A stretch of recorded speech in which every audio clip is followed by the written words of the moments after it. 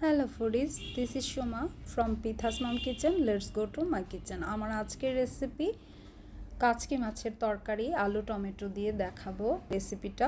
চলুন পুরো রেসিপিটা দেখে নেওয়া যাক। মাছগুলো বেছে নিয়েছি, ধুয়ে নিয়েছি, লবণ হলুদ মাখিয়ে হালকা করে ভেজে নামিয়ে নিচ্ছি। দিয়ে দিচ্ছি পেঁয়াজ কুচি, কোচানো আলু দিয়ে লবণ হলুদ দিয়ে দিচ্ছি, নেড়ে চেড়ে দিচ্ছি, একটু ঢাকনা দিয়ে ঢেকে রাখছি, আবারও নেড়ে চেড়ে দিচ্ছি।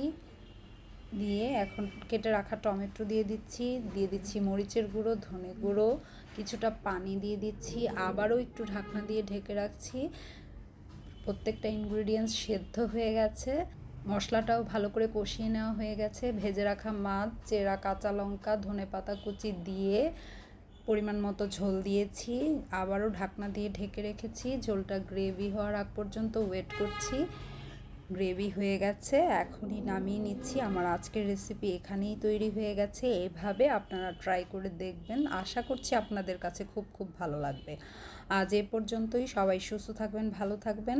ভিডিওটা জুড়ে আমার সঙ্গেই থাকবেন। রেসিপিটি ভালো লাগলে লাইক কমেন্ট শেয়ার দিয়ে পাশেই থাকবেন।